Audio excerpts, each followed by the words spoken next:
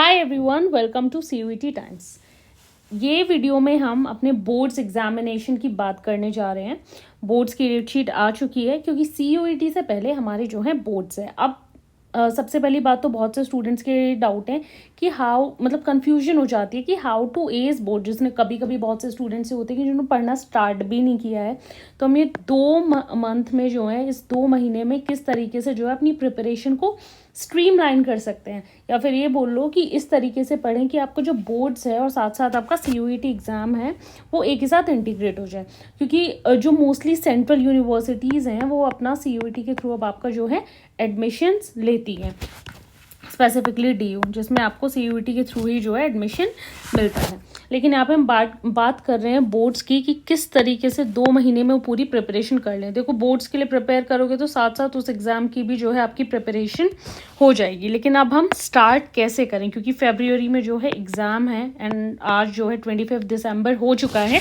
तो किस तरीके से हम इन चीज़ों को स्ट्रीमलाइन करें, आगे लेके चले। अगर हम ज़ीरो पे भी हैं तो किस तरीके से उसको कन्वर्ट करें, तो वो पूरा हम देखेंगे कि किस तरीके से हम उसको कन्वर्ट कर सकते हैं। क्या जो है आइडियल चीज़ें हैं जो करनी चाहिए, या फिर टाइम स्पेसिफिक, जिससे हम सारी चीज़ों को जो है जल्दी से जल्दी कम से कम टाइम में जो है कंप्लीट कर पाए।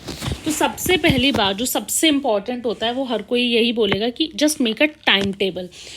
टाइम टेबल बनाने के लिए व्हाट वी यूजुअली डू कि we will take a sheet of paper. हम क्या करते हैं कि एक पेपर लिया and we just write, because अगर हमने स्टार्ट भी नहीं किया या हम स्टार्ट करने जा रहे हैं तो हम क्या करते हैं कि सारी जो चीज़ें होती हैं हमारी सब लिख देते हैं कि सुबह 8 बजे से हम पढ़ना स्टार्ट करेंगे, 8 से 10 हम अपना हिस्ट्री कर लेंगे, 10 से 12 हम जो है ज्योग्राफी कर लेंगे, 12 से 2 हमने अपना पॉलिटिकल, मतलब हम इसमें जो है ना तो खुद को गैप देते हैं ना खुद को जो है एक ये आइडियल टाइम टेबल है भी नहीं। तो आइडियली हमें वो टाइम टेबल फ्रेम कैसे करना है कि हमारा रिवीजन भी हो जाए और जो हमारी चीज़ें हैं वो भी मिस ना हो, और हमारे ऊपर वो जो एक होता है ना, एक बर्डन हो जाता है कभी कभी, क्योंकि एग्जॉस्टिंग हो जाता है, एग्जॉस्टिंग रहता है इस तरीके से के टाइम टेबल को फॉलो करना है। ये सिर्फ पेपर पे लिखने के लिए, अगर हमने पेपर पे लिख दिया है दैट इज़ ईजी, बट इसको फॉलो करना बहुत ज़्यादा जो है डिफ़िकल्ट हो जाता है। Because everything is not about academics.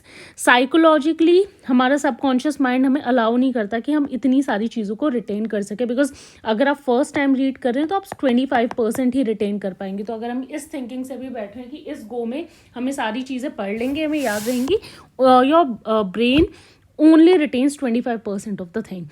So how we should do it ideally कि हम क्या कर सकते हैं, for example if we start from Monday, तो हम अपना एक सब्जेक्ट, फॉर एग्जाम्पल हिस्ट्री लिया, और हिस्ट्री के भी हमने वो टॉपिक सेलेक्ट किए जहाँ से क्वेश्चन बनते ही बनते हैं, जैसे कि इंडस वैली सिविलाइजेशन से आपका क्वेश्चन आएगा ही आएगा, बुद्धिज़्म और जैनिज़्म से आपका क्वेश्चन आएगा ही आएगा, जो आपके मौर्याज और महाजनपद्स के बारे में दिया हुआ है वहाँ से क्वेश्चन आएगा ही आएगा। इस तरीके के जो क्वेश्चन होते हैं ना, इस तरीके के जो टॉपिक्स हैं, हम जो पर्टिकुलर चैप्टर है उससे भी इंपॉर्टेंट टॉपिक निकालें, उस तरीके से जो है टाइम टेबल को फ्रेम करें। तो आइडियली हमें उस तरीके से टाइम टेबल बनाने की इंपॉर्टेंट टॉपिक्स निकाल के हमें एक पर्टिकुलर सब्जेक्ट के पहले वो कवर करने हैं। जब हमारा उनका रिविजन हो जाएगा तब हम दूसरे टॉपिक्स पर जाएंगे। तो ये थी टाइम टेबल की बात। Now second is about understanding the basics. So जैसे मैंने अभी बोला कि IVC हमारा इंपॉर्टेंट है, बुद्धिज़्म जैनिज़्म हमारा इंपॉर्टेंट है, या फिर फॉर एग्जांपल हम ज्योग्राफी की तरफ भी जाते हैं, वाटर रिसोर्सेज हमारा एक इंपॉर्टेंट चैप्टर बनता है, ये सारी तरीके से चीज़ें, या फिर हमारा कोल्ड वॉर से क्वेश्चन बनता ही बनता है पॉलिटिकल साइंस से। तो इस तरीके से जो बेसिक्स हैं हमारे, वो बेसिक की हमने चीज़ें निकाल ली, उनको पढ़ लिया और उनको एक स्टोरी फॉर्मेट में जो है कन्वर्ट कर लिया। जो भी हर किसी का वन साइज फिट्स ऑल वाली कोई जो है प्रॉबिलिटी नहीं होती है। सबका जो होता है अपनी कैपेबिलिटी है, अपना वे आउट है, तो उसको हमने बेसिक्स उसके निकाले, जो इम्पॉर्टेंट है उनको जो है समझा, नोट डाउन करा उसमें से इम्पॉर्टेंट पॉइंटर्स, ताकि एंड मोमेंट पे रिवाइज कर सके। ये दोनों पॉइंट्स कनेक्टेड ही हैं actually.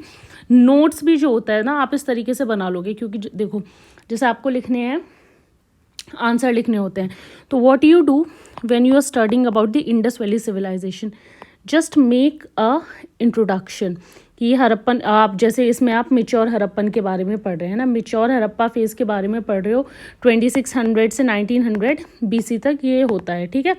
The Harappan civilisation, the Indus Valley civilisation was also known as Harappan civilisation. तो ये तो बन गया एक प्रॉपर इंट्रो, ठीक है। नीचे की तरफ हम ले आते हैं कंक्लूजन। तो ये जो है हम जो है रजिस्टर में नोट कर लेते हैं जब हम इस चैप्टर के बारे में पढ़ेंगे। अब बीच का जो हमारा बॉडी वाला पार्ट है, इसमें हम जो है अपने इंपॉर्टेंट जो फैक्ट्स होंगे उनके नोट्स बना लेंगे। फॉर एग्जांपल उनकी एग्रीकल्चर स्ट्रेटजीज पूछी जाए, हम वो अलग अलग पॉइंटर्स बना के लिख सकते हैं, ठीक है। उसके बाद जो हमारी जो टेक्नोलॉजी थी वो पूछी जाए, वो लिख सकते हैं।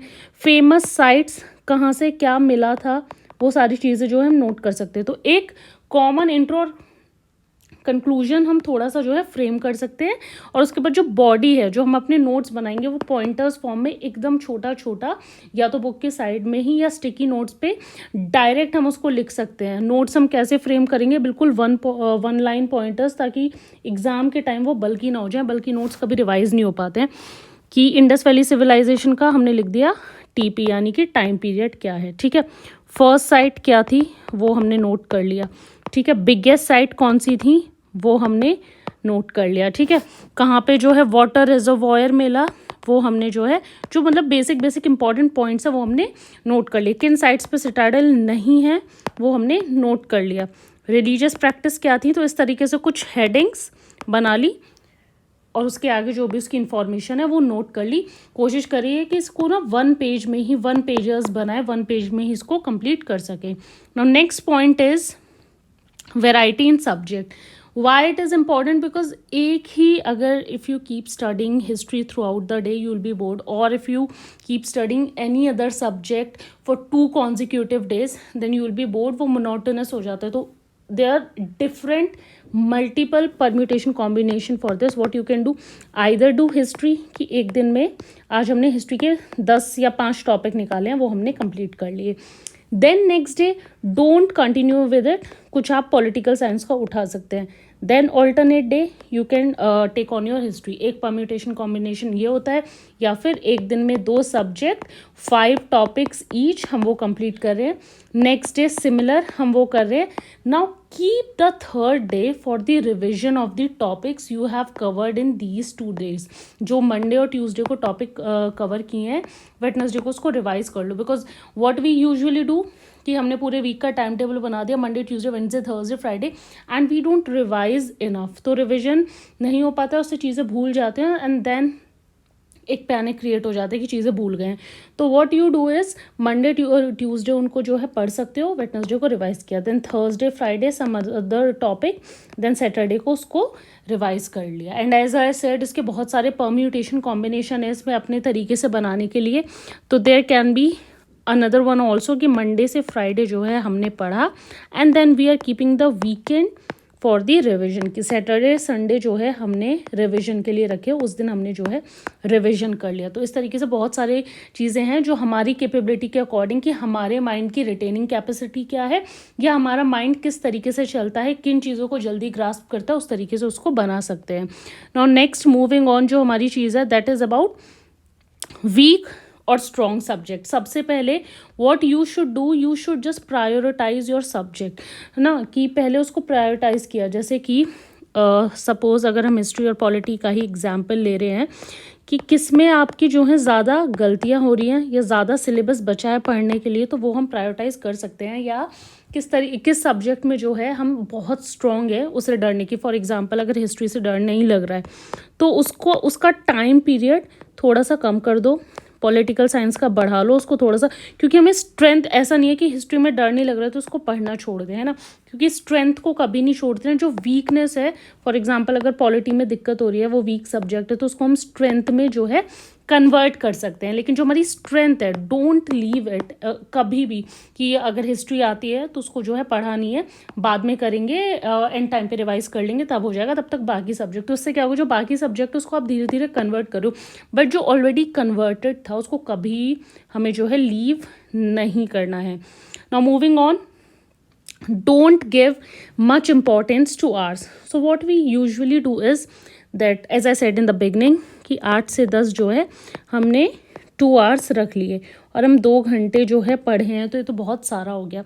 ऑलवेज मेजर दी प्रोडक्टिविटी, ठीक है, प्रोडक्टिविटी को हमेशा मेजर करना चाहिए। क्या पता आप वो 2 घंटे वाली चीज़ 1 घंटे में ही कर पा रहे हो, 8 to 9, and then you can give yourself a break. So आपको प्रोडक्टिविटी पे ज़्यादा ध्यान देना है कि मैंने इन 2 आवर्स में या इस एक पर्टिकुलर आवर में कितना सीखा। ये नहीं कि कितना सारा, वो नहीं मेजर करता कि मैंने 4 चैप्टर रीड कर लिए, बट उस 4 चैप्टर के बाद आपको याद कितना है, या उन 4 टॉपिक्स के बाद आपको याद करना है। तो मेजर प्रोडक्टिविटी। फॉर एग्जांपल मैंने बात की थी कि IVC 2 घंटे में यही पढ़ा, लेकिन इस तरीके से पढ़ा हुआ है कि जब सेकेंड टाइम रिवाइज करने बैठोगे तो 1 आवर लगेगा, 2 घंटे नहीं लगेंगे। और जब थर्ड टाइम रिवाइज करोगे तो हार्डली 30 मिनट में पूरा टॉपिक जो है रिवाइज हो जाएगा। तो always measure the productivity. Now most important thing is about the mock tests and previous year questions. सो सबसे इम्पॉर्टेंट होता है कि मॉक टेस्ट की प्रैक्टिस की जाए, प्रीवियस ईयर क्वेश्चंस जो होते हैं उनकी प्रैक्टिस की जाए। क्यों होता है इम्पॉर्टेंट? क्योंकि ऐसा ना हो कि एग्ज़ाम में डायरेक्ट मतलब सारी प्रैक्टिस कर ली, लेकिन अगर उनको लिख के ही नहीं देखा रियल टाइम में, क्वेश्चंस जो बनाए हैं किस तरीके से क्वेश्चन जो है फ्रेम हो सकते हैं, कौन से हमारे इंपॉर्टेंट टॉपिक्स हैं उनको निकाल के हमने उन पे ज़्यादा फोकस कर लिया, उनको प्रैक्टिस अगर नहीं करोगे तो you will B jumbled on the day of the examination, जहाँ आपको लिखने का या तो तरीका नहीं आएगा या फिर उसको प्रॉपरली फ्रेम नहीं कर पाओगे। इसलिए मॉक टेस्ट और प्रीवियस ईयर क्वेश्चंस बहुत ज़रूरी होते हैं। प्रीवियस ईयर क्वेश्चन या PYQ इसलिए कि देख सको कि क्या पैटर्न होता है जो फॉलो होता है, जो किस तरीके के पैटर्न के जो है क्वेश्चंस बनते हैं। और मॉक टेस्ट इसलिए कि जो भी पढ़ा है, जैसे इंडस वैली सिविलाइजेशन पढ़ा है, उसको टेस्ट कैसे करोगे? कम से कम डायरेक्ट एग्जामिनेशन में जाके तो टेस्ट नहीं कर सकते, तो पहले हमें जो है किस तरीके की चीज़ें आ सकती हैं या हमारा जो है रिविजन कितना अच्छा हुआ है, हम कितना लिख पा रहे हैं, वो आपको यहाँ पर पता चल जाएगा। तो ये सिंपल से 7-8 पॉइंट्स हैं याद रखने के लिए, बहुत ही बेसिक के और बेसिक्स। और दूसरी चीज़ ये कि पैनिक नहीं करना है, क्योंकि कोई भी क्वेश्चन अगर आ रहा है जस्ट डोंट लीव इट। अगर उस क्वेश्चन से रिलेटेड आपने थोड़ी भी इन्फॉर्मेशन, फॉर एग्जांपल मैंने यहाँ बताया था ना कि एक इंट्रो बना लिया प्रॉपर, इस तरीके से आपने जो है अपने नोट्स बनाया, पॉइंटर्स बनाया, एक इंट्रो एक बॉडी, तो कुछ ना कुछ तो आपने पढ़ा ही होगा ना उस टॉपिक से related. So don't leave it, attempt all the question, सारे क्वेश्चन जो है अटेम्प्ट करने की कोशिश करना, क्योंकि कुछ ना कुछ मार्क्स आपको हमेशा पता चल जाता है कि आपने उस टॉपिक से रिलेटेड कुछ तो पढ़ा हुआ है और वो आपको मिल जाते हैं। तो आई होप आपको इस वीडियो में जो भी इंफॉर्मेशन दी गई है वो हेल्पफुल लगी है, चीज़ आपको थोड़ी सी क्लियर हुई है। अगर क्लियर हुई है तो please subscribe to the YouTube channel, and for the courses and mock test you can visit the website cuettimes.com. उसके अलावा for notes you can follow the Telegram channel. Thank you.